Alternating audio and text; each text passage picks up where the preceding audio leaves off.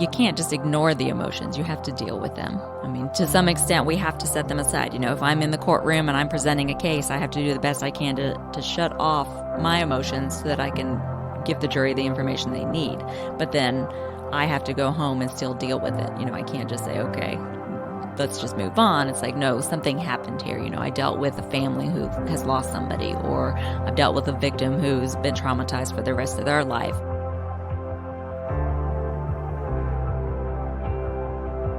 But there are some that just stay with you, some victims that you remember, some defendants who did something so terrible that it touches you. Years ago, back in child abuse, I had a 4-year-old who I had to put on the stand where her grandfather had done something to her. And she and I, beforehand, we prepped and we talked, and she was the sweetest little thing. When I walked her in the courtroom, she was all happy and excited, ready to go. I had her, excited. And then as soon as she saw him, she just shut down and wouldn't talk. I mean, still affects me to this day. You remember, gosh, and that little girl, she's going to remember. I hope she forgets, but she's probably going to remember.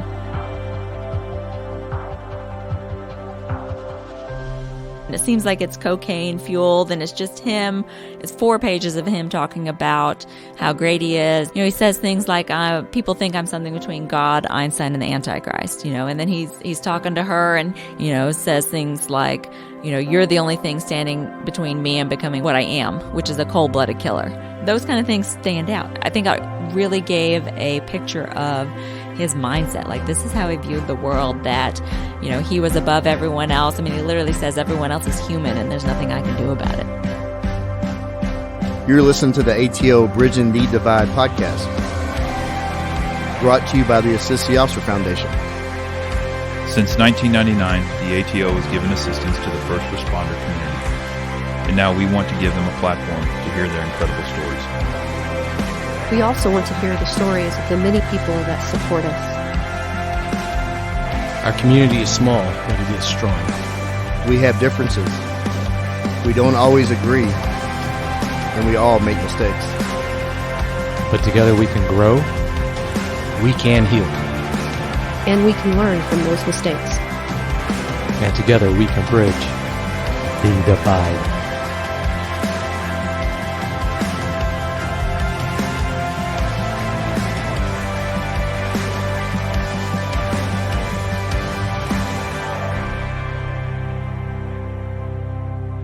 Welcome back, ATO listeners.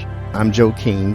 Today, the Assist the Officer Foundation reaches out to the Dallas DA's office and has on one of their finest prosecutors. She graduated from SMU in 2005 and has been a district attorney since 2005 in Dallas. She has worked various cases from misdemeanors all the way up to homicide. She worked on a pretty big one in 2015, successfully prosecuting the neurosurgeon Dr. Death, Christopher Duntsch. It is my great honor to have on our very first prosecutor, Michelle Shughart. Thank you for coming on. It's an honor to be sitting with you. You worked on some of my drug cases, back in 2014. I don't know if you remember. I think we did some crappy arrests and you cleaned them up. Oh, I don't know about that, but thank you for having me. Yeah. Also, I'm sitting here with 3 co-hosts. 2 are first-timers. We got the ever-present Randy Aguilar. He's here. Lee Lashley, fangirl. She's the wife of former DPD Brian Lashley. And we also have narcotics detective Argumedo. Margie, please say your name like you say it, because I can't say that. Escarcega Argumedo. Yeah, see. Okay. Now you try again, Joe. No, I'm good. No, you try. Can you say that? We'll get Michelle to say it. Okay. Michelle, I'm going to dive into this. We're going to get in. It's not just about one particular case that you worked that we're going to finally get into, but I want the listener to know who you are. Okay, we're going to talk about your life. We're going to dig deep into your life story. I want you to pour it all out. I'm just kidding. Don't dig too deep. No, I'm kidding. You might find some skeletons. Yeah, you don't want to see my skeletons. All right, you grew up in Garland, Texas. Describe home life. I always had a really good family. I was born in Garland and lived there for some time, and then we moved up to D.C. and down to Florida, and then I ended up back here in Dallas for law school. So kind of made a big triangle, but I think every place that I lived, I had really good experience, and my family was always very supportive and great friends. I've just been really lucky that way. What year did you grow up in Garland? What years? 82 to maybe 89, 90-ish. It wasn't that big then, right? I don't think so. Because I grew up in Dallas, and Garland was it was Town East Mall was out there, right? At the time, in that area, Garland, Mesquite area. Yeah. And that's the only time I would ever go out there coming from Dallas. It was like a big deal to go to Town East Mall. Yeah, I think 75 was one way. Yeah, that thing. One lane each way back then. And that was like a 20-year project whenever that thing got built. You grew up in Garland. Why did you move? Where did you move to? Up to D.C.? Yeah. Why did you move up there? My parents worked for the government, and so we headed up there when I was in about 4th grade, and I loved it there because that's kind of when you're learning history, American history, and we got to the field trips. We're going to all the locations and seeing the battlefields and everything, so I thought that was really fantastic. So you've been in the Smithsonian? Oh, yes. Yeah. I love the Smithsonian. Yeah. And, I'm a nerd like that. I accept that. I love history. No, I love it. You went from D.C. to Florida. What brought you to Florida? Again, my parents' work took us down there, and that was when I was in high school. So again, perfect timing because all the kids in high school want to do is lay out at the beach, right? So, yeah, and you became a Gator. Yes, then I became a Gator, which was fantastic. Highly recommend it. What was your major? Finance. Okay. And then that was I decided I didn't want to do that. So I went to law school. Okay, where'd you go to law school? Here at SMU. All right. And what is the name of that program? It's very renowned, but the Dedman School of Law? Yeah. Yeah. That's nationwide known as a great law school. Yeah, it was a really good school. I had fantastic teachers there, and I got to participate in the criminal defense clinic, which exposed me to prosecution and criminal law in general, and that's kind of what ultimately led to me being a prosecutor. How difficult was that program? Because I've got some friends that went through it, but and they had the civil and criminal. But how difficult was that to get through? I think the first year is difficult no matter where you're at. Yeah. Everybody hates that first year of law school. It's really intense in reading and not knowing, what your teachers are going to call on you for, and just a lot of pressure. So the first year is difficult anywhere. But I thought it was a great program. I learned a lot. Some classes you like better than others. Some classes are kind of boring, and other ones really pique your interest. That being said, how impressed are you with that Haley Schlitz, the 19-year-old that just graduated from there recently? How could you not be super impressed with her, right? That's amazing. Could to you be have done so that? young and brilliant. No. Are you kidding me? I couldn't even drive a forklift at 19. I tried. God, yeah, that's cool. I'm glad you brought that up, Randy. I was going to bring that up. That's nice. Yeah, she's super impressive. Yeah, she'll probably be the Dallas DA in 20 years. Hopefully she moves on to something better than that. She's going places for sure. Yeah, well, maybe. She might have peaked. I think she peaked. I'm kidding. You passed the bar in 2005. Where did you go to apply? You mean to work? Yeah. Oh, I only ever applied to the DA's office here in Dallas. And snatched you up. They did. I was really lucky. I was interning for Dan Haygood and learned a lot with him, and he knew Bill Hill, the DA at the time when I joined. And so that's kind of how I got in. Bill met me on a case, and it was fantastic. He just hired me. Nice.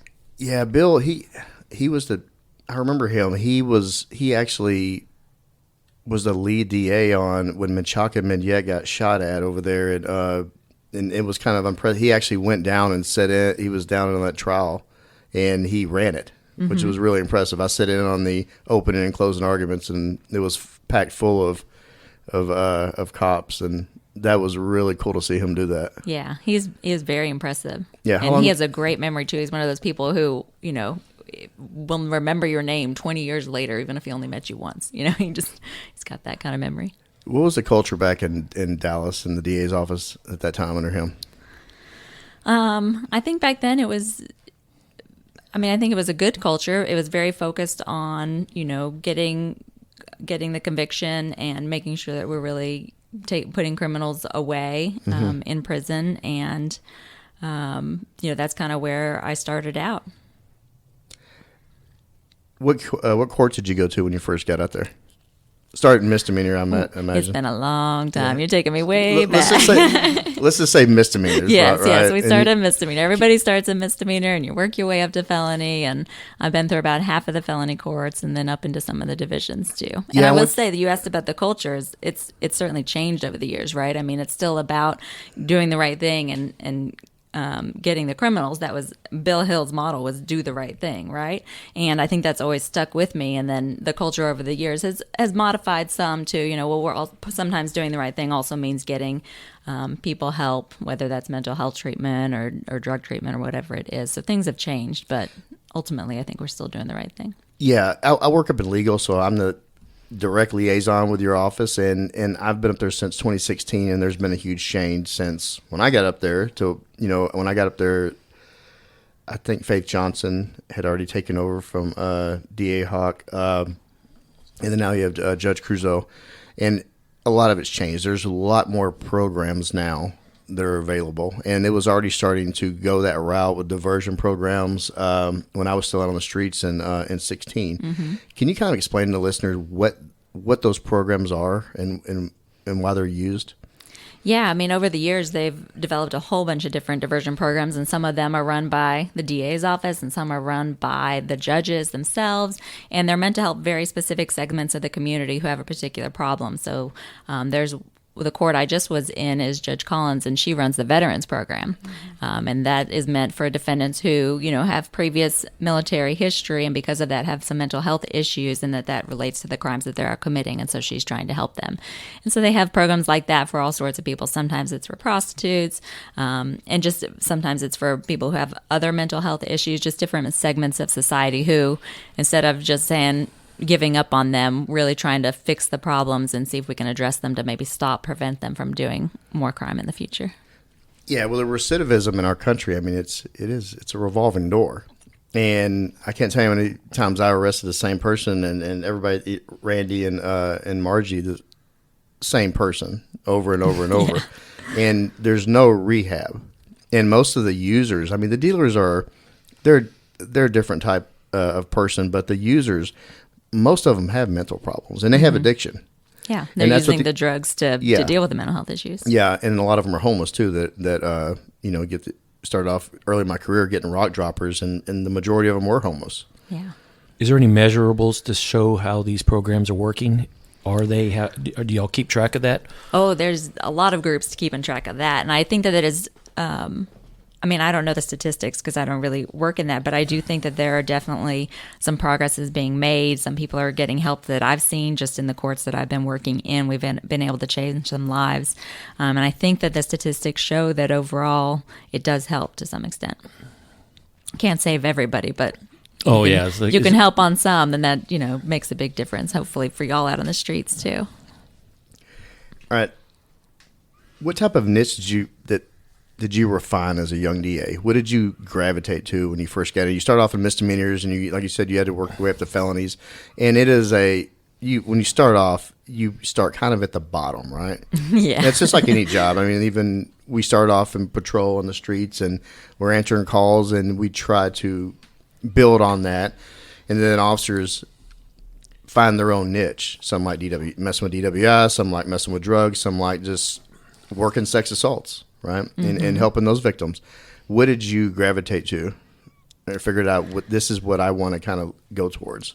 They just kind of put us in different divisions. They're the bosses are the ones who move you around and try and get you experience in everything. And I think everywhere, the various divisions I went, I just tried to find something that I really loved there, so that I could really learn something and take it out of there. So 14 years ago, I was in the child abuse division. And I learned so much there. I always felt like that was where I really learned how to actually practice law, because there's some real motions practice and learning to deal with the children and how you can help them. I thought that was great. I'm actually back in that division now. And, when I was in the specialized crime unit, that's where I dealt with the doctor death case that we're going to talk about. And so just finding something anywhere you go, to me, gives me so much to draw upon when I'm handling cases, no matter where I'm at. I was in the mental health unit for a little while, and, I wasn't excited when I was first sent there. And then I learned so much. I was like, oh my gosh, there's so much I didn't know. And that helps me almost every single day now as I'm getting people who come in with all sorts of cases. And in fact, now that I'm in the arson unit also. Wow. And as part of that, most of those cases, those people have mental health issues. And so my prior experience in that division helps me almost every day on those cases. So you started off like a foundation. You had several building blocks. And then how different is the child abuse unit from 14 years ago till now? I think a lot has changed. Mm-hmm. I mean, it's still I think it's still great and positive kind of atmosphere that we're trying to create for the children, to take something bad that has happened to them and make it not such a terrible experience. The way that we do things, a lot of that has changed. I mean, it was a good division back then, and I think it's a fantastic division now. Just there's a lot of resources that have been put into it, and the caseload for each prosecutor has been reduced so they can focus more on each case and give it the attention it really deserves. Yeah, they got that new DCAC building out there. That's it's state of the art. I don't think they probably had that whenever you were in the first time. Yeah, they were still at the house, the Victorian house back on Swiss Avenue when I was there last time. No, that's a nice building. Nice building. Yeah, the new building's fantastic. Yes. We're actually going to get on. He's been there 17 years. Corey Foreman. He's going to come on and do an episode where he's working on his bio for me. So he's great. He was on my cases back then years ago, and he's still on them today. So yeah. He knows everything. Well, that's such that's a depressing, rewarding but depressing task, right? We go after people who in a lot of cases can't defend themselves, and we go after bad guys who prey on people. But a child, really, that is a victim that really is helpless. Yeah, I mean, I definitely think child abuse is one of those really hard divisions where all the cases kind of they hit you hard. I mean, the first time I was in there, I was pretty new to prosecuting, and I think probably pretty naive. And so all the cases were extremely difficult for me to handle. I didn't understand that there are people like this out in the world. And now, I've seen quite a bit more. And so that it's not quite the same, except now I have a child. And so they hit a little different. I mean, I think no matter when you look at those cases, they're going to impact you because you've got somebody who is just a true victim. They're being taken advantage of. Was that your hardest division to work at? Yeah, I definitely think it's the hardest division. Emotionally, it takes such a toll on you. I mean, y'all know from being out on the streets, there's just some types of cases that really take a toll on you, and they stick with you. There are people that, kids that haunt me from last time I was there that I still remember. They just you go home and hug your kids. Yes, exactly. Even I have a case right now with a kid is deceased, and it's the same age as my child, who's a year and a half, and so I'm sitting there reading the offense report, and I'm just crying. Tears are like streaming down my face, and I'm flipping through the offense reports, and other prosecutors are walking by. You okay? Yep, I'm good. Just getting through. You guys know you just have to push through and do what you got to do to make it the right thing happen in these cases. I'm glad you brought that back up because you mentioned it a while ago, and you said it. How do you manage the emotion? Because I know a lot of times people expect police officers to be robots, and we're not. We have feelings and emotions like you. Do you have any tips for any young lawyers, anybody that might be listening, how you manage those type of things? Or have you even thought about it? Or just, sometimes you can't just tamp it all in because eventually you're going to explode. So do you have any releases or techniques, or what do you use to try to manage that stuff? I mean, you definitely can't keep it all in. I mean, to some extent, you kind of learn how to deal with it. But for me, I find that talking to my friends and family about the cases helps alleviate a lot of that pressure. It's its own kind of therapy, just talking through it. If it's, a case I'm trying to work through at work and there are other prosecutors there, then I'll talk with them about it, and get their opinions. And then, when I go home, I have a very supportive fiance who used to be a prosecutor down in the Valley. And so he's helpful at helping me process these cases, and my family listens to them. And so really, I just bring everyone in my life down to my level. But in that way, it brings me back up. Well, like cops, we have our dark sense of humor and how we manage that. And yes, everyone exactly. has to deal with that. So bring him down to your misery and wallow, and then you're good. Yeah, exactly. What's your fiance's name? Jeff Henley. Jeff, shout out Jeff. Hi, Jeff. Well, if I know you just started listening to our podcast, and we do take a mental health approach to like the recovery, and also for physically and mentally, right? And we go in, and we've had a Navy SEAL on that was on the Bin Laden mission. We had one of the prosecutors, or one of the detectives that handled Lee Harvey Oswald and Jack Ruby, and I'm sure they dealt with things much differently back in the '60s as far as just being tough. And we come from a tough guy and gal profession where we want to just put on that face and put on that shield and move forward, right? We have no emotions. Y'all have to kind of do the same thing. Mm-hmm. You said you had people walking by your desk and you're sitting there bawling because it's cumulative though. What you saw back when you were 14 years ago, you didn't have a child. Now you do, and it hits you a different way. Even though you have all these years of experience behind you, I would imagine it hits you harder now with a child. Yeah, I mean, in a lot of ways it does, and it makes me very fearful, right? Everything that we see in our jobs, I'm terrified constantly about, oh my gosh, this could happen, or and that could happen. I just always watching for that, and you can't just ignore the emotions. You have to deal with them. I mean, to some extent, we have to set them aside. If I'm in the courtroom and I'm presenting a case, I have to do the best I can to shut off my emotions so that I can give the jury the information they need. But then I have to go home and still deal with it. I can't just say, okay, let's just move on. It's like, no, something happened here. I dealt with a family who has lost somebody, or I've dealt with a victim who's been traumatized for the rest of their life, and helping them process it and helping them through the whole court process, and then taking it, dealing with it myself, Well, you want to give them justice too. Mm-hmm. And I'm sure there's been cases where it didn't happen for whatever reason. Whatever juror or whatever, how the case went, it didn't happen for that family, right? I'm sure there's been some not guilties and that the case didn't work out, and I'm sure that's upsetting to you. And yeah, I mean, it's always a disappointment if you don't get, the verdict that you want, or maybe the punishment that you were asking for, it's not as high, and so, right. The family goes home upset, or you hear them in the hall crying. I mean, that stuff happens down at the courthouse almost every week. But you're looked at to be kind of robotic too, and just it comes with the territory, and I'm gonna go home and and just deal with it. Yeah, right. Exactly. That's the same thing first responders have to deal with. Wow. I know we're gonna get into one very unique and challenging case. Okay, we're gonna dig into that. But have there been any other kind of cases dealing with kids, or any really challenging cases that hit you hard? And really difficult to work through? Are you trying to make me cry? No. I'm trying.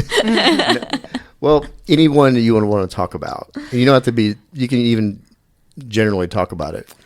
I've been there a long time, so, mm-hmm. But there are some that just stay with you, some victims that you remember, some, defendants who did something so terrible that it touches you. I had years ago, back in child abuse, I had a 4-year-old who I had to put on the stand where her grandfather had done something to her. And she and I, beforehand, we prepped and we talked, and she's the sweetest little thing. And when I walked her in the courtroom, she was all happy and excited, ready to go. I had her, excited. And then as soon as she saw him, she just shut down and wouldn't talk, and that kind of thing. I mean, still affects me to this day. You remember, gosh, and that little girl, she's going to remember. I hope she forgets, but she's probably going to remember. Of course. That day. Mean, it's, basically just terrorize somebody that can't protect themselves, and they have to live with that the rest of their life. Mm-hmm. Well, thank you for what you do. I'll go ahead and get that out of the way. I mean, that's seriously. Oh, well, thank y'all. We couldn't do it without y'all, right? We're all a big team. Yeah, we are. But, there is, I think that's what's really lost in the whole will of justice is the prosecutors. That's why this podcast, we've been talking about getting on a prosecutor, and Elise Lindbergh, shout out Elise.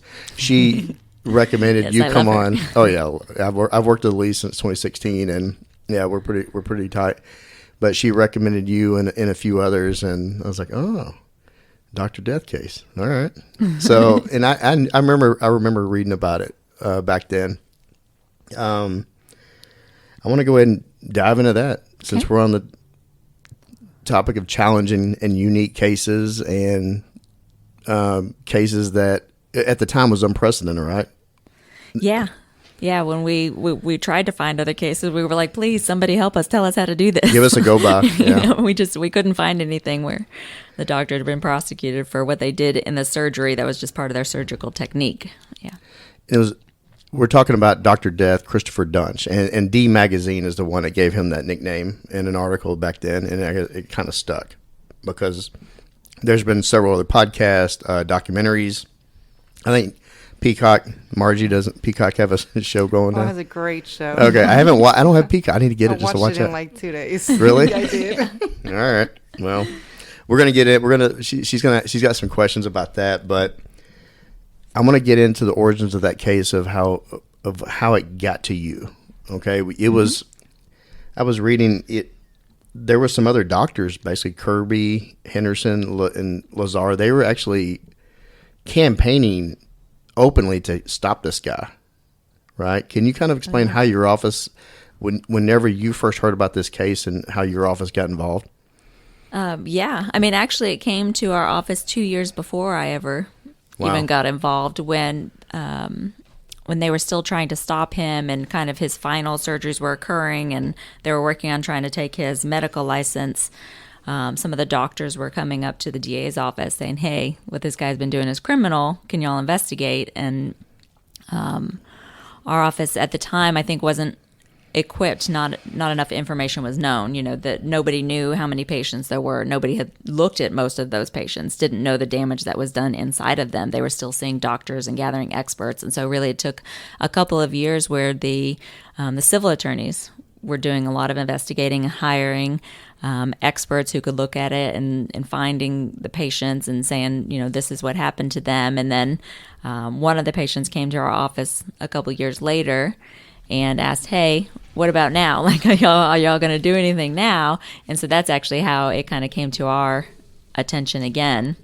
Some investigation had been done, and we were able to pick up the ball from there. All right. How many people it was like 38, right, that suspected? It was 38 total patients that he operated on in Dallas, and he injured 33 of those. That's not a very good ratio of success. And some of the ones who weren't injured, like, we're still not 100% sure on. Like, either he didn't do anything in them, like didn't even do a procedure, or one of them was kind of a family friend of his, so we're not sure whether or not he told us everything. Like, I'm not sure all those people are okay too, but for sure 33. Well, there's a lot of some of the doctors that were repeatedly reaching out to the police and also to your office. They actually had to go and do secondary surgeries to clean this up, right? Yeah. Clean up his messes. But in the meantime that you guys were investigating or trying to gather evidence, he was still doing surgeries. No. Oh, he was stopped Okay. very Okay. quickly. Yeah. Okay. I mean, he was stopped in 2013, which is when initially they came to the DA's office, and then some investigation was done by a variety of groups, and then it came back to us in 2015. That's when I got it. How was this case? It's kind of unheard of, a case like this, right? How did your office receive this when they got it? Was it well received, or was the DA's office want to take an aggressive approach, or were y'all just trying to figure out what to do with it? I think the last part, right? We were just trying to figure out what to do with it. I was looking at it because I just find medicine also very interesting. And so I was kind of investigating, and my supervisors were aware, and they're like, okay, Michelle, yeah, have fun. And then once we really got into it, we were like, oh, I think we got, like, there's something here. This guy, he's a really bad guy. He's doing really bad things to people.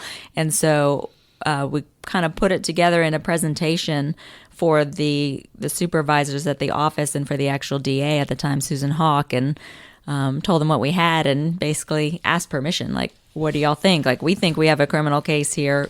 Do you agree? Is this something our office wants to pursue? Because we weren't sure, given that we hadn't seen it done before in the community, how, what would the public think about this? And, we were a little worried. We don't want the physicians out in the world thinking we're coming for them, because that was not our goal either. So It's a case by case thing, and this guy clearly had to be stopped somehow. And even his peers, the other doctors, recognized this. I listened to some other podcasts on this, and there was a big one. I think had like an 8-part Wondery put out. It was really good, and they kind of went into a lot of the cases individually, and the prosecution part, I thought it kind of it was very quick. The part of that, so I wanted to really dive into the nuts and bolts of that.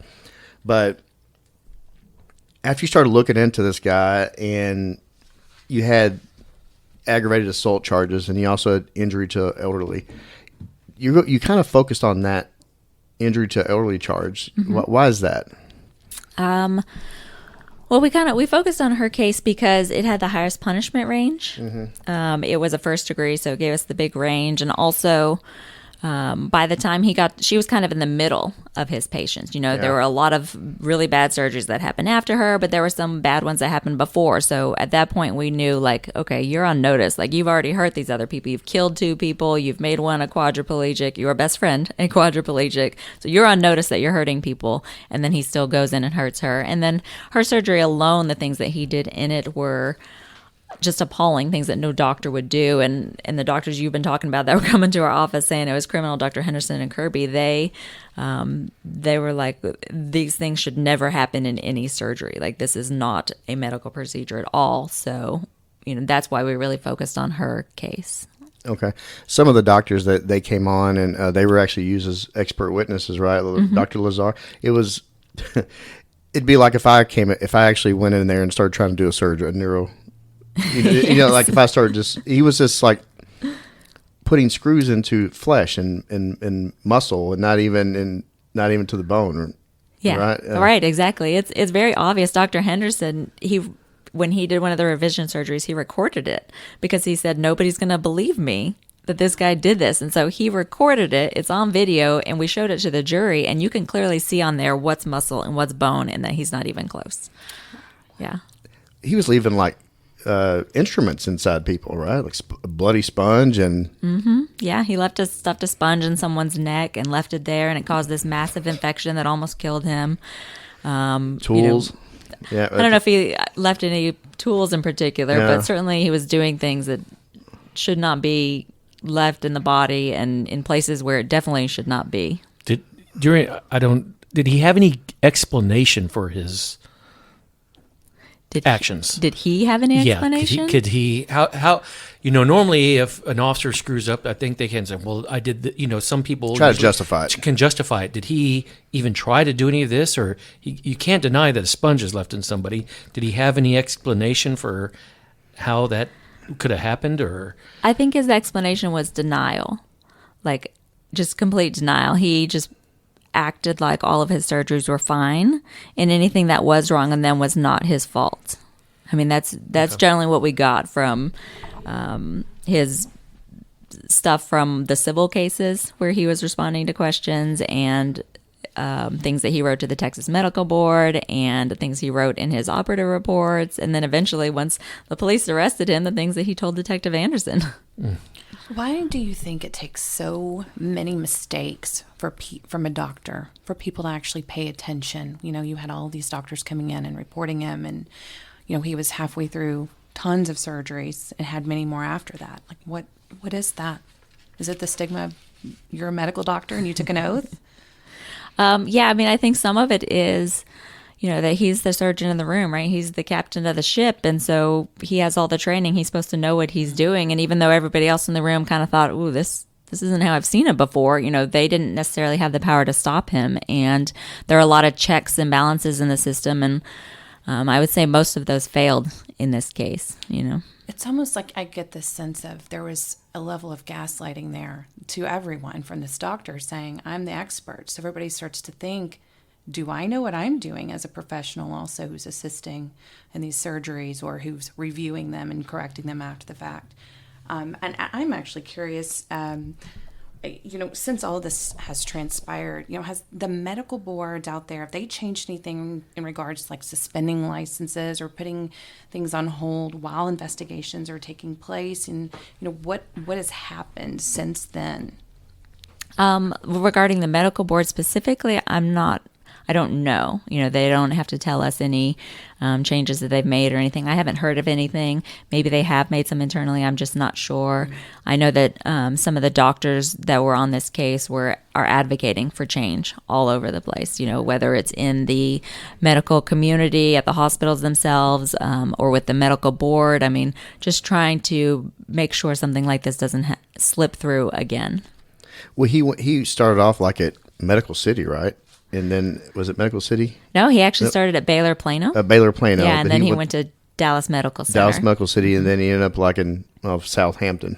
Like, I mean, Yes. that's no, that's part of the red flags, right? He goes from Baylor, which is like tier 1, and then he goes kind of to tier 2, and then he ends up at like the worst hospital, which is now defunct now, right? I mean, they're completely shut down and bankrupt. So, but there was no write-ups. It was like they just let him go, and then he just went from one hospital to the next and to the next. Yeah, I mean, there's a variety of ways he was able to do it, but he was hiring lawyers to help get him from one place to the other, and he just moved quickly. And they were going after him civilly initially, right? That's what, and there was no criminal charges. They basically were just taking, looking at it from a civil standpoint.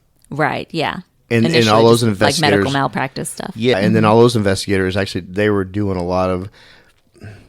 You saw all the evidence and everything. Were they aggressively looking into it, in your opinion, or how'd that go? Like which entity? The civil side. How much did they have already laid out for you before you got it? Well, the civil lawyers had done a lot. Mm-hmm. They'd hired experts. They'd worked through their cases, and so they had already. Their experts were very helpful to me. But I will say we did our own investigation. Like the civil lawyers, I met with them, I talked to them, they let me have access to their files so I could see some things about, which doctors do I need to subpoena and talk to. And they gave me some ideas of some things that they'd found kind of in his background or with some of the other entities that he had business with. And so it gave me places to look. But then we took all of that and did our own complete individual investigation to make sure that everything was correct. And we had a different focus, right? They're focused on, they have a different standard, which is lower in civil than we do. Preponderance of evidence, yeah. Yeah, exactly. And obviously we have beyond a reasonable doubt. Right. So we had to look at it from an entirely different perspective. But also in Texas, sir, there is a cap to what people can sue for, too, right? For malpractice like this. Right, yeah. And was that in effect at this time? Yes. Okay. Oh, yeah. The caps were in effect, and, that certainly put some limitations on the general public and, how willing lawyers are to sue doctors. And, there's a variety of reasons, whether you like them good or bad, to have those laws in place. There are ways to get past them. You can reach beyond and get above those caps, but it's extremely difficult. Why do you believe he was allowed to resign from places instead of just being fired? And I mean, and of course, this is all just opinion. But if you can't answer that, don't worry about it. I think it depends on which hospital you're talking about. Early on, maybe the hospitals didn't know. He was still new, and they didn't know how bad he was. They just knew he's not going to practice here anymore. Right. And then some of the later hospitals maybe were afraid of being sued. I think everyone has a different reason for why they let him go and didn't report him. But I would venture to guess that they're not reasons that most of the public would like, because they wouldn't want those doctors operating. They want him operating on them. So would put a black cloud over the whole hospital. Right. Yeah. And, I want to discuss the Mary Eford case. Prior to the death of Floella Brown, he suggested drilling a hole in her head to relieve pressure. And while operating on Eford, he severed one of the nerve roots during spinal fusion surgery, and also operated on the wrong disc in her neck. Is that correct? On Eford. On some of that was Floella. Oh, that's Floella. Okay. Brown, yeah. Okay. Like Floella is the one that he operated kind of at the wrong level, and then he got in too deep and he caused massive bleeding, which ultimately caused a stroke, which is why he wanted to drill a hole in her head. Yeah. To relieve the pressure. Pressure. Mm-hmm. He was also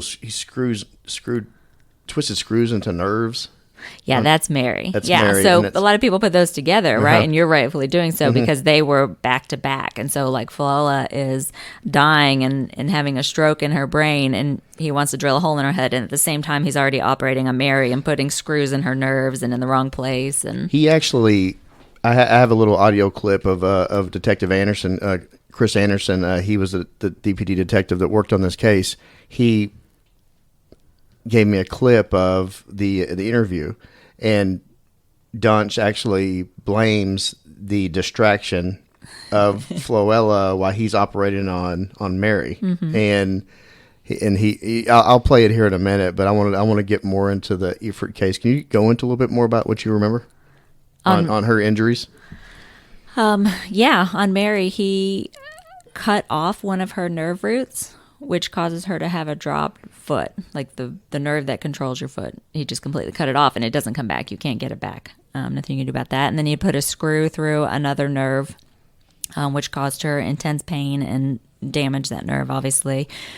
And then he put, some spinal hardware into her back, except he didn't put it in the spine where it belongs, right? He put it into the muscle to the side of the spine. And so Dr. Henderson had described it like trying to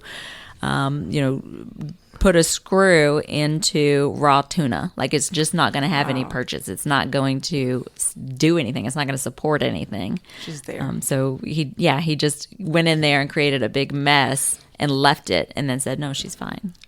You said, was hers recorded? Is that the one that recorded? Yeah, that's the one they recorded.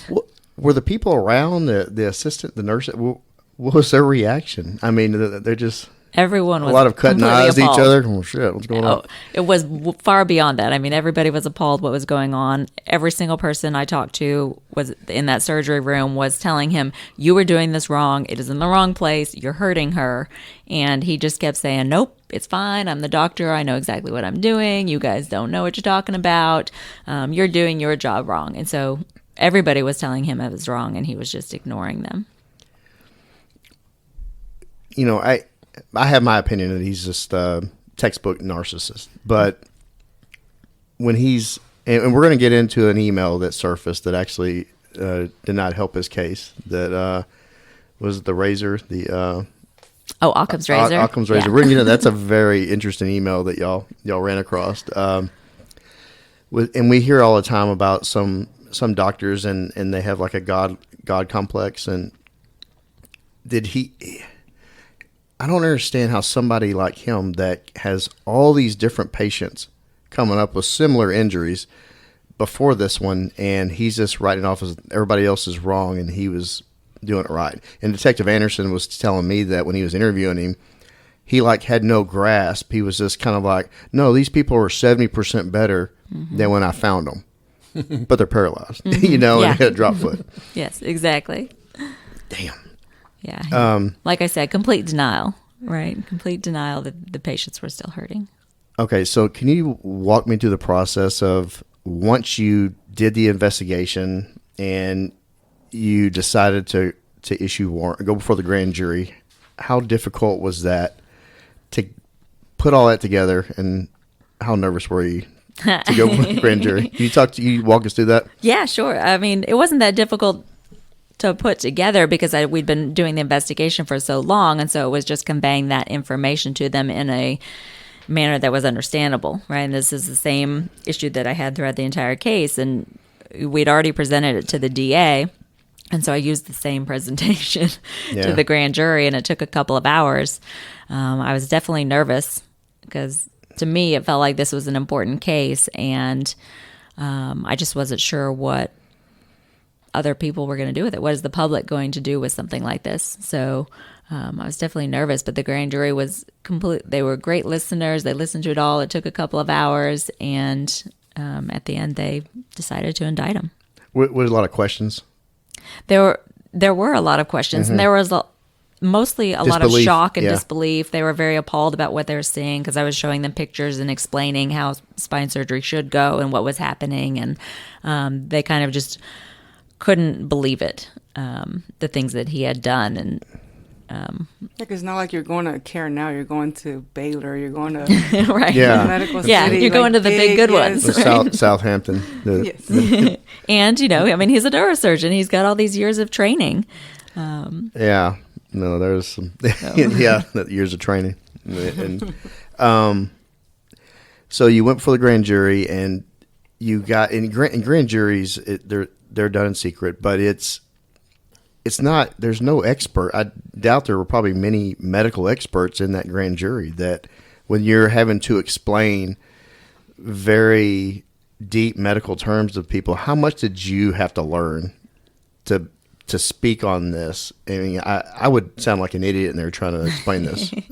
And Anderson told me that when he went in to interview him, he says, I can't go in there and talk about C3, C4 disc. I mean, he goes, this guy is way smarter than I am. So how am I going to go in there and ask questions that are intelligent enough where I can get him to talk? Because he could say anything. He can say anything to me. Yeah, we just changed the C1 and C7 out, and we're good. Yeah, you'd never know. You're like, okay, you're a doctor. Yeah, you went to you're a doctor. Doctor school? Yeah, you went to doctor school and got your doctor degree. I went to a shortened doctor school. No, how much? Seriously, how much did you actually did you have to sit and get into the nuts and bolts of the process to explain to them how it went and what went wrong? Yeah, That's fascinating. You kind of have to, right? I mean, I had great people helping me, but teaching me basic spinal surgery, what it should look like and where things should go and what the parts of the body are and what kind of hardware they use. And then, we had to teach the grand jurors that, and then we had to teach the regular jurors that. I mean, you just have to teach everybody so that they can understand what went wrong. And it's a little bit complicated, but, you just kind of have to put it at a level that the general public can understand. Right. I mean, that's where I'm at. I'm not a doctor, so. You didn't get an honorary doctorate for No, I did that? not. No. Not yet. Maybe I should request that, though. Yeah, you should. Hell, I'll write you. We'll print one out here before you leave and give it to you. I'll sign it for you. you. Yeah. Margie will sign it, and Randy will witness. Margie? Yeah. What you think you could perform surgery now? Like, I mean, as good as him. Really? Sure. Yeah. What's the standard here? Yeah. Okay. Touche. Be like me. We'll have like a surgery off and see who. Right. We'll work on Margie and Randy. We'll work on you. You've lived the longest. Wow. Thanks. No, Randy's lived the longest. I'll practice I mean, on all of you. Wow. By the time I get to the God. last one, I'll be close to getting it good. I'll wait for the last one. All right. So you got the true bill. What went through your mind when you found out that this is happening, we're moving forward, we're getting warrants on this guy? Well, I was very excited. I mean, it was a big day. I'd been working with Detective Anderson on the case, and he'd been helping me with a whole lot of different things. And then on that day, we made it a special day to get it to the grand jury and to seal it so that the general public wouldn't know what was going to be presented to the grand jury that day, because we were afraid that he was a flight risk. He was briefly in town visiting his children, and so we were trying to get it all done quickly. And He was in Colorado before. Yeah, he lived in Colorado at the time with his parents, but he would come back and visit his children here. And so we knew he was in town, and so we presented it to the grand jury and asked them to make a decision that day. Most of the time, it takes a couple of days before it reports out, and we asked them to do it right away. So after I presented, I stepped out. They voted. They decided to indict him, and then the warrants were issued right away. And I'm calling Detective Anderson on the phone like, hey, go get him. And he already had set it up on his end. Like, they were expecting it. They were ready. So they had a group ready to go out and get this guy. They knew exactly where he was. And that's a great example of DPD and the DA's office working like literally hand in hand. Right. Because our fast team, Frederick Frazier, he was on that team and actually there, I believe, whenever they captured him. You remember where they found him at, what hotel? I don't remember which hotel it was, actually. It was up off 75. I think it was by Richardson. I can't remember the Hyatt. I think it was the Hyatt. The Hyatt, okay. So they bring him in, and there was no issues with the arrest. He didn't resist. He came in. He was always very cooperative. Yeah. Well, he never thought he did anything wrong. Right, exactly. He was so like, he never lawyered up or anything? No, he was like, I didn't do anything wrong, so I'll help you guys out. I'll talk to you. Okay. Wow. Well, Detective Anderson, he was talking to me about it, and he said, yeah, the guy was just he didn't understand what all the hubbub was about. It was just kind of like, what the hell are we bitching about? It did fine. The guy's better. She's better. You know, he said he was just listening to him and he just could not understand. He just didn't understand why he was being attacked by these people for his great work. Right. Yeah. I mean, he definitely, he did what he always does, which is he blames other people. He was, blaming the civil lawyers for trying to make this happen. And he was in complete denial that any of these patients were hurt. He said, "Oh no, they're 90% better." And when he said that, he was talking about a person who literally can't feel half of his body because of what he did, and never will. But I thought Detective Anderson did a really good job just getting him to talk and being open with them. And, hey man, like we just want your side of the story. And that was true. Can you explain to us what happened here, sir? Yeah, I'm gonna play a little short audio clip of the interview, and there's it's regarding Mary's case. Okay, see if you remember this. Here's exactly what happened. I'm not over trivializing this, but in a rush to get her case closed, to get to another patient who was dying, I didn't follow all the basic standard techniques I normally follow. And what ended up happening was I was placing something called a pedicle screw into part of the spine. And I was only 3 millimeters off to the midline, and it broke out to the middle, and it caught one of her nerves. So her L4-5 nerve on the left, which happens, by the way, in about 6% of all surgeries. 60%? 6%. But it was my first ever. But nonetheless, it caught part of her L4-5 nerve, and it caused some damage to that. And that's not an outcome that I wished for her. Do you feel that was just because of the? I feel like it was because I got overwhelmed by the executive of the hospital coming into my operating room, freaking out about the patient who was dying, not following my orders about this patient, me trying to get this patient closed. If I had slowed down and followed my neurosurgical training, I would have been able to finish Miss Eford, and that complication would not happen. Was there an? Yeah, so it sounds like he still it was somebody else's fault, right? Right, He interrupted his incredible work and his kick-ass surgery skills, but Floella Brown, is that the one that they came in and interrupted him on? No, they interrupted him on Mary because Floella was dying. Okay, no, Mary. Yeah, Mary. He was working on Mary, but Floella Right. was the one that was dying. Right, and she did die. Was he working on both of them at the same time, or He'd done Floella the day before. Okay. And he'd royally screwed it up, and so she was dying, and then he decided to go into Mary's surgery, which he never should have done. Right? And then in Mary's surgery, well, if you have somebody open on the table, you should be focused on them. Yeah. And let someone else take care of your other patient, and which is what the hospital is trying to get him to do. Like, let us get her the help she needs. And he just wouldn't do that. And so, you can hear in that recording, he's just justifying everything and blaming other people. And sounds most of his recording, he's just relatively unemotional about it all. And he doesn't seem to understand what a big deal it is that he's being talked to by a police detective about these charges. He is very open. I mean, he didn't lawyer up. He was read his Miranda, and he signed it, and he was like fully cooperating, even with the search of his hotel. Yeah, I will say though that part of the reason he was able to work himself amongst all these patients and all these hospitals is because he's very charismatic, and he sounds good when he's talking. He's very good at talking his way in and out of things and convincing people of what he believes in his head or what he wants them to believe. And so I think that his interview also demonstrates that, as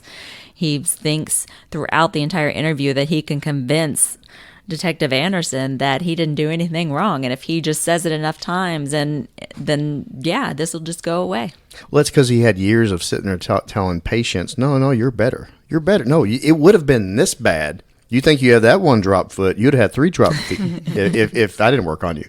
And just Anderson told me that he was sitting back in his chair and just listening to him and thinking, God, this guy's full of shit. Yeah. And just we couldn't believe how bewildered Christopher was acting. Yeah, and just kind of didn't seem to be living in the same reality that the rest of us were. Like we all knew who he had hurt and who he'd killed and what he had done, and he knew, but he didn't know or just wouldn't admit it was his fault. He didn't know accountability, right? Yeah, and that was true throughout the entire trial. He denied everything, which, you would expect from somebody who's on trial. But at the end, after our last witness, Dr. Lazar, testified, I didn't hear this, but we were told that he turned to his lawyer and was like, oh, maybe I did something wrong here. It took the entire trial, and then Dr. Lazar, who was amazing and fantastic. We're going to get into him. His testimony. To convince Duntsch, oh, okay, maybe I shouldn't be operating on people. Maybe I do suck. Yeah. But it's still a maybe. He's still not right, saying maybe. Yeah, it's still a maybe. Maybe I'm shitty. I don't know. Maybe. When he got arrested, did he make bail? No. Okay. And how many charges were initially that he arrested for that day? 6 charges, and his bail, his bond was set at $600,000, so $100,000 on each case, and he wasn't able to make that. Okay. I've actually listened. I've heard some of his jail calls with his father, and it was similar to what we've already heard with him talking to Detective Anderson. Really, just kind of shocked and just bewildered that this is even happening, and didn't understand it, and it's. I don't know. Even to his father, it was he was taking that same approach. What was your biggest challenge in leading up to the trial, in picking that jury?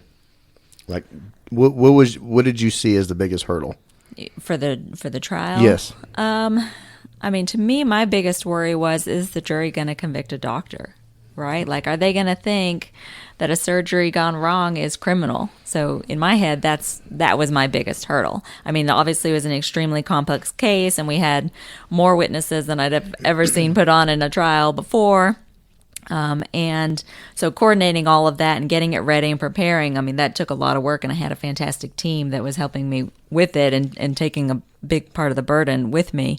But definitely the entire time I was just worried, is the jury going to convict a doctor? Do they think that this is criminal or not? Speaking of the jury, how difficult was picking that jury?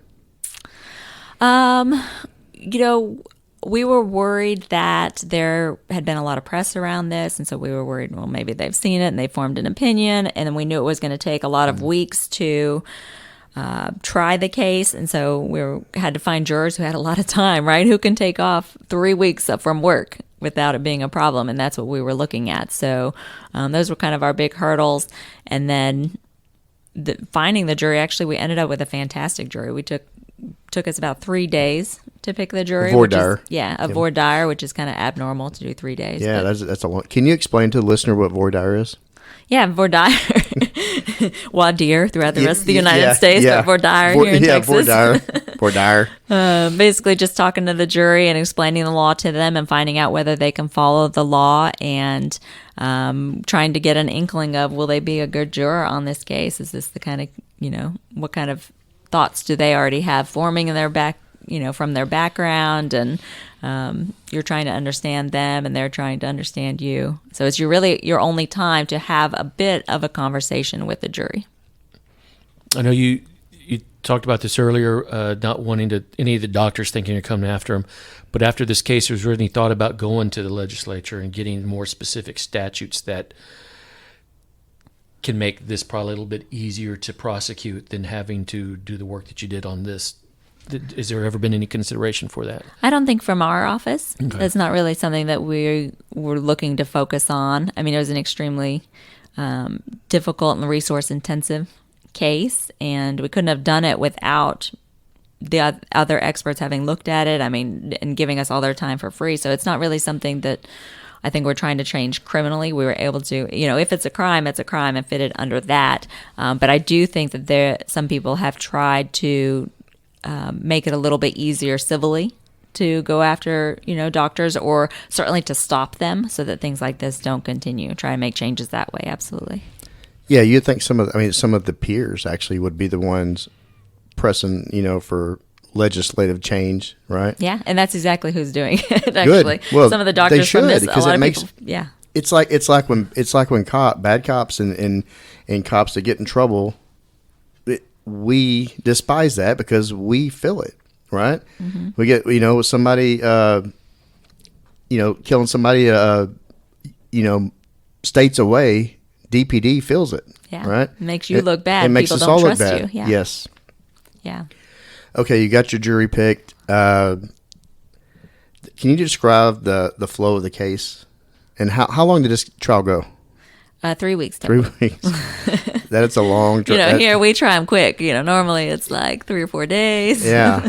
No. Yeah, I've been on 15 days. I've been on a lot of cases that pick a jury on a Monday, and then right when we're getting ready to go on the stand on the Tuesday, they plea just to kind of waste a little bit more time for everybody. So how'd the case start, and just can you talk about that? Yeah. So once we decided that we wanted to present it in kind of an orderly fashion, lay it out for the jury in that what did he know before he got to Mary's case? Because she's our focus, right? Like we were trying to prove that by the time he got to Mary, he knew he was going to hurt her, and then he did hurt her. And so we put on the patients that happened right before her in a row where, he'd injured them and he knew it. And then he killed 2 patients, and then, he made his best friend a quadriplegic. And so these are things that he actually knew, all of these patients in a row, that he had just done this damage. And here, let me go jump in and operate on another one. And then he caused the damage within her case. So we tried to lay it out in a very orderly fashion of by the time he got there, he knew. He was absolutely gonna hurt her. There was no chance he wasn't going to. And then they found him guilty, so thank goodness. No, that sounds like a great game plan though, to kind of, and that's what you finished with Mary. Yeah. We put Mary on first. She was our very first witness, and I think that was very dramatic. Yeah. Some of it was we wanted to put a face to it. Like, there's a reason that you are here, jury, and this is your reason. And she wheeled herself in, and she obviously couldn't get on the stand, so she testified from her wheelchair kind of next to the stand, and just was very impactful and emotional about, what had happened to her and what she was still suffering from the things that he had done. And then we went back in time and talked about all the other things he knew leading up to her case. And then when we got back to her case, that's when we called all the doctors to explain what had happened to her and all the people who had been in her surgery and seen everything going wrong. Just to kind of put her on first to give it a face and then lay it all out. What was his reaction whenever Mary was testifying? Duntsch, I know he's probably sitting out of view, but did you by chance get a look at him of his reaction when she was speaking? Yeah, I mean, every time we looked over at him, he didn't really have any reaction. He was very stoic throughout the entire trial. There was no reaction really to anybody's testimony, whether it was the patients testifying. Some of the doctors, maybe he'd get a little bit excitable if he disagreed with what they were saying, but generally he just sat there. Yeah, we've all been in trials. Margie and Randy and I, and you see a lot of head shaking, eye rolling, whispering to their attorney, or writing something down or drawing stick figures or whatever they're doing over there, doodling. Yeah, it was kind of interesting. In the hearings that we'd had before the trial got started, he was very excitable, like all over the place in his attorney's ear, constantly talking to him, writing just tons and tons of things down.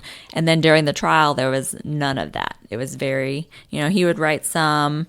He would talk to his attorneys, I think, if he, of course, if he needed to, but they clearly had talked to him and been like, this is not going to look good in front of a jury if you're behaving this way. You have to calm down. And so he was not doing anything. Do you know if he ever showed any remorse?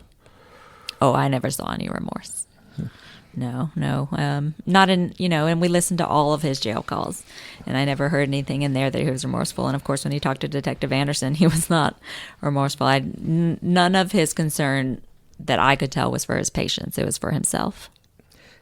Can you describe the impact of Dr. Lazar's testimony of how just impactful that was for the case? Yeah. I mean, he was our, I would say, the big expert, right? We had all of these other doctors who'd operated and seen the patients individually. And so we brought them in to explain what happened to the patient. And, there were some bigger ones like Dr. Henderson doing that. He'd seen a few of the patients. But then Dr. Lazar was very much I've seen most of his work. So he went back and some was for the civil attorneys, and then we gave him a few extra patients that he reviewed for us for free because he knew how bad this guy was. And he looked at it all and identified everything that was done wrong in each one of those surgeries and was able to lay it out for the jury, and they loved him. He's a real nice guy, and he put it into terms that they could understand, and he got down and talked to them, and he brought models to, show them and explain, what the surgery should look like. And, he really wrapped it up all nicely in a beautiful bow that nobody could argue with anything he was saying. Well, it sounds like it even changed Christopher's opinion of himself. Yes. Damn, man. Exactly. Wow. It took until that, right? And Dr. Lazar was our very last witness during the main case. And so, all the other patients and doctors had testified, and Chris didn't bother him at all. And then Lazar gets up there, and he's like, oh. Yeah, Duntsch wrote, "I'm screwed" on his notepad after that. Can you tell the listener who Kimberly Morgan is and why her testimony was so compelling?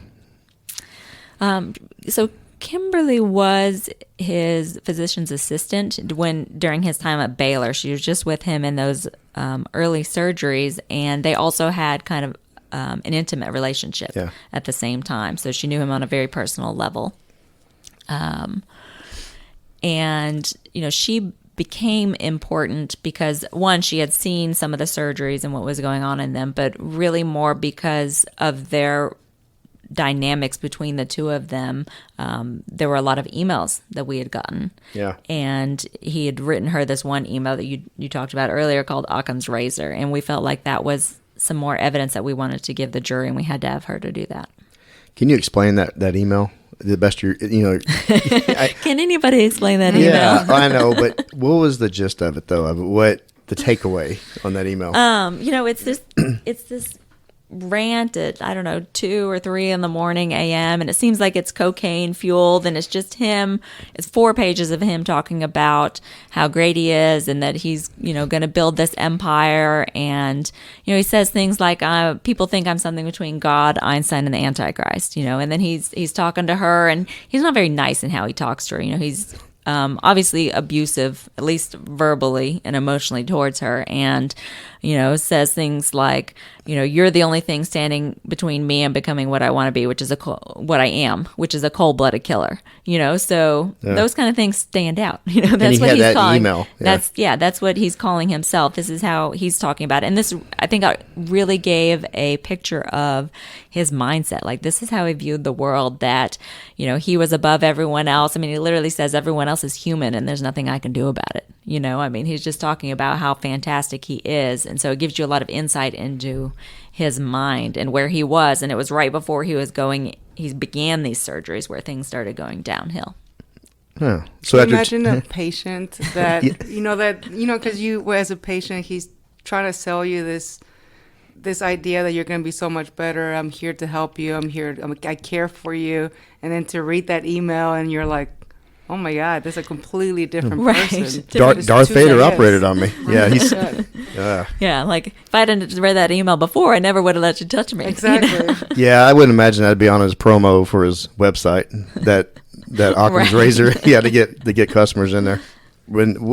How was their reaction whenever Lazar's testimony and also the Kimberly Morgan? She had to get was it Zoom that her testimony? Yeah, we Skyped her in. Skype, okay. Yeah. She was on active duty for the military, so she was over in the Middle East, and I think it was like midnight there or something when she was testifying, but she came in full uniform and she looked good, and I thought she handled herself really well. I know it's a really hard thing for her to do, bringing up bad memories, and she herself had ended up getting sued for, pulled into his big mess, and she got up there and did it. So she just told, a little bit about what their relationship was, but admitted that this was an email he'd written to her, and that's what we needed. And then the jury, I think that they'd heard so much about him by then that maybe it had some impact, but I don't know that it had that much. When we talked to them afterwards, they were like, yeah, it was interesting, but it didn't really affect our thoughts on it. Yeah, looking at the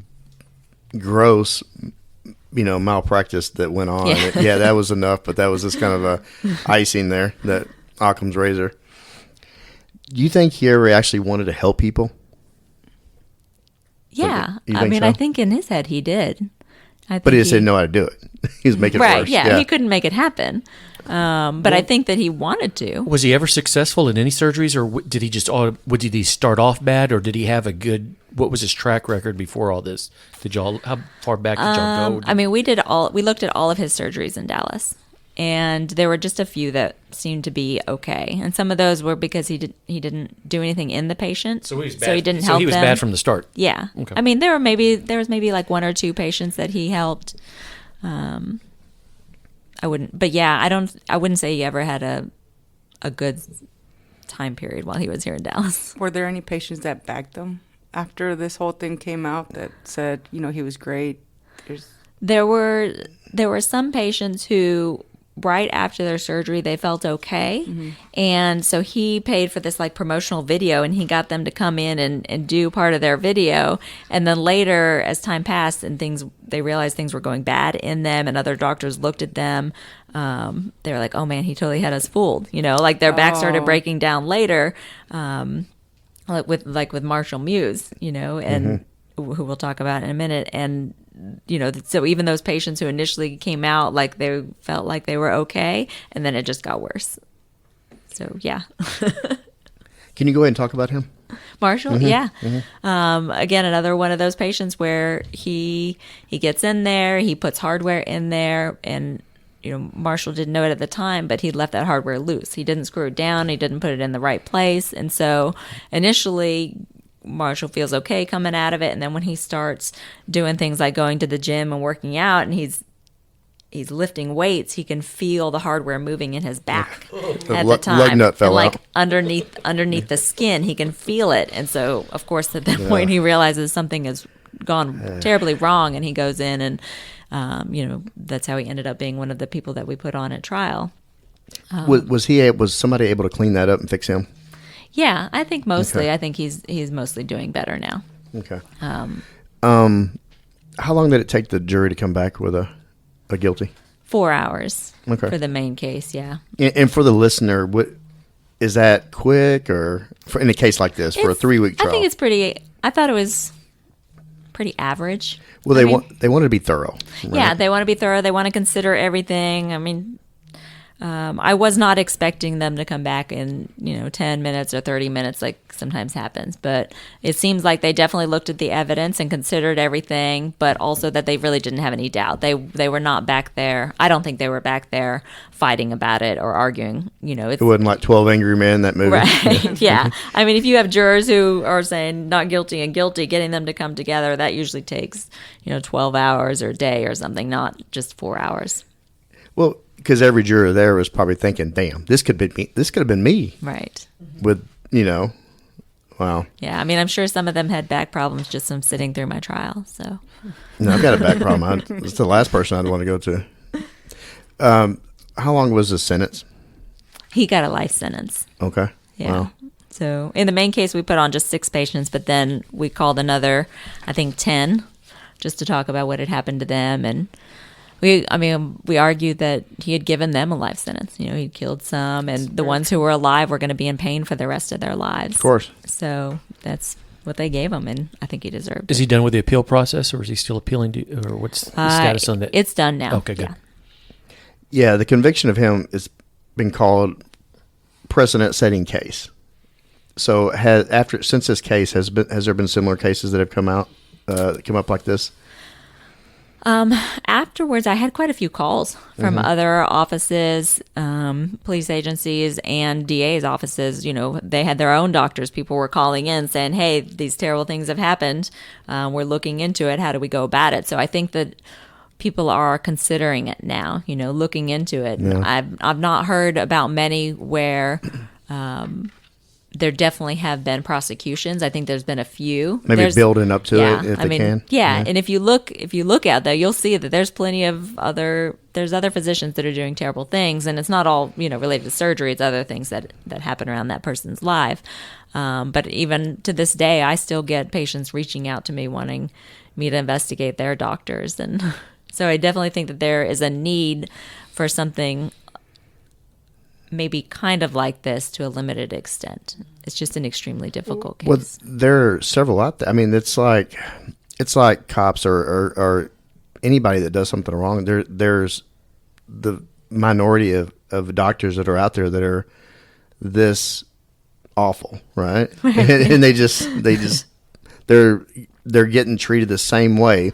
They're like a gypsy doctor going from hospital to hospital and maybe having some successful surgeries, but some also very half-ass and just, destroying people's bodies. Yeah. I mean, just a few bad apples make everyone look bad. Yeah, of course. Yeah, that's like what we deal with in law enforcement. Yeah. But you want to stop them. Yeah, right. Right. Yes, be stopped. Yes, please. As far as the, because you say you saw the show, right? Yes. So how accurate was the show compared to everything that you found and evidence and, the characters and all?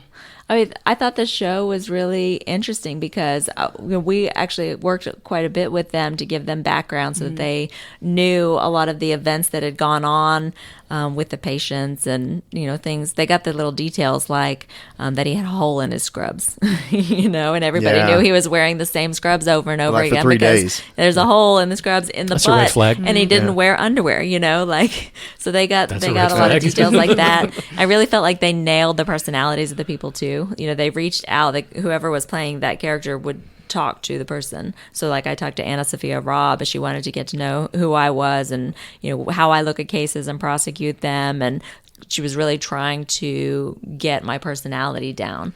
And I felt like with each one of the characters, I was like, oh yeah, he totally is like that, or he does it. So they did a really good watch job. it again. Pay attention to No, you on I'm there. gonna watch it. I don't have Peacock, but I'm gonna watch Oh, it. it's so good. You gotta watch it. No, I'm gonna watch it. I am. I'm gonna get Peacock on the trial and then blow through it and then cancel it.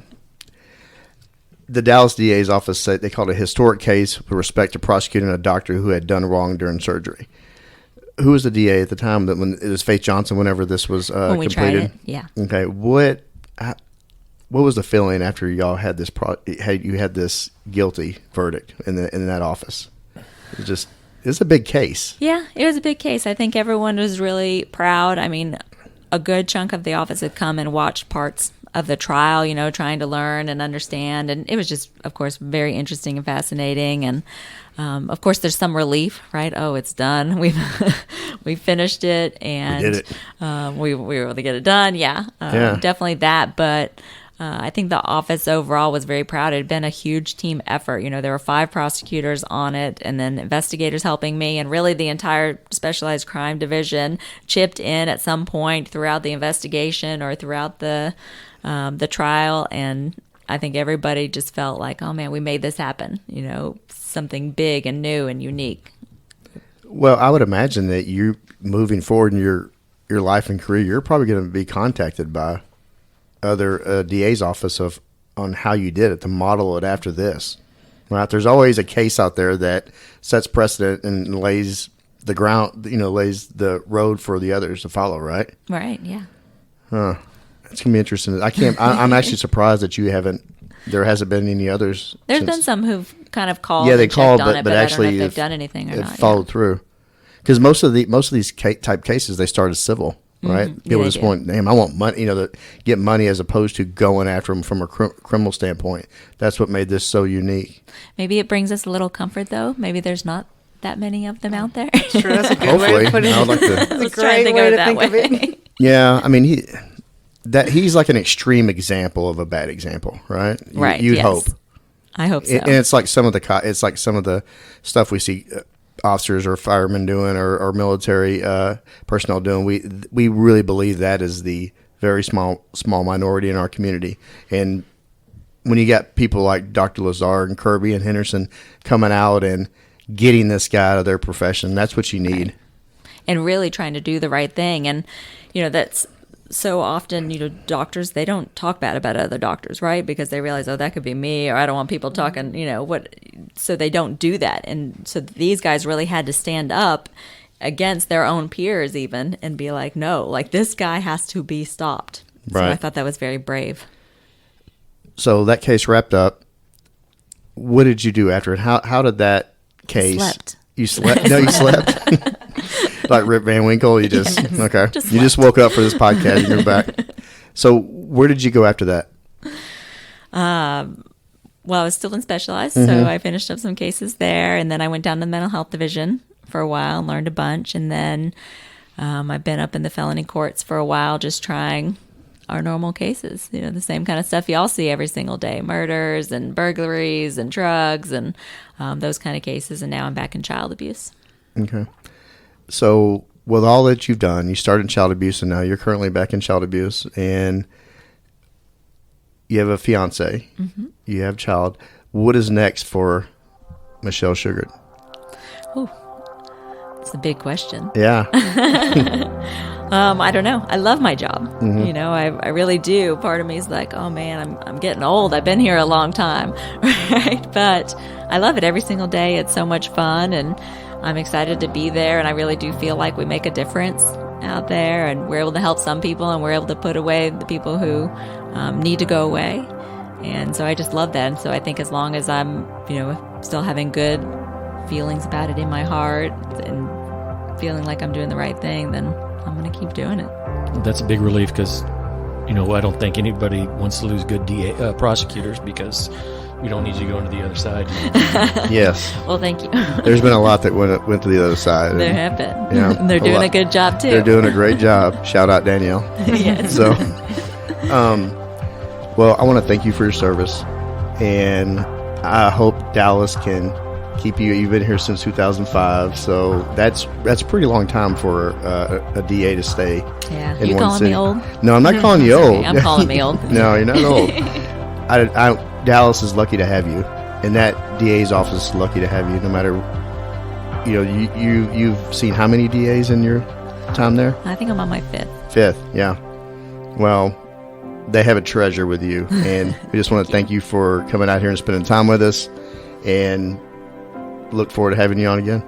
Thank you. I really appreciate y'all, and the fact that you're doing this, right? This is an amazing podcast that you are doing, really reaching out. Thank you. Hey brother, hey sister, I'll never give up on you.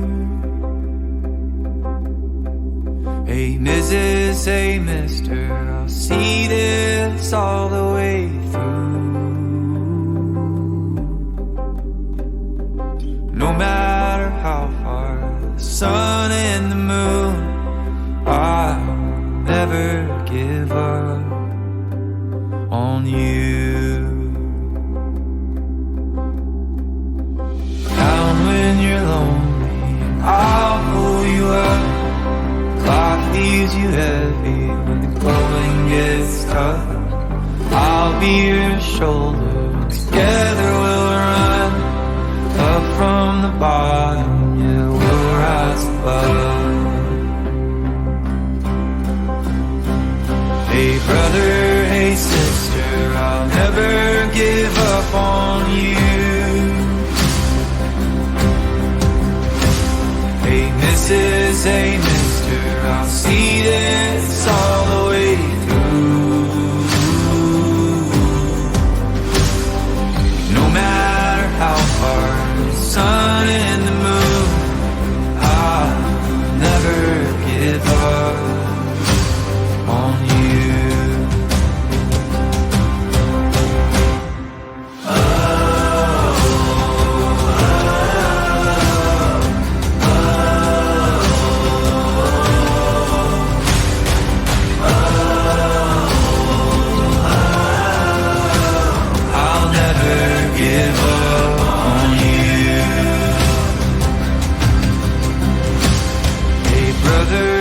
Sister, I'll never give up on you. Hey Mrs., hey mister, I'll see this all the way through. No matter how far for the gold and the blue, I'll never give up on you.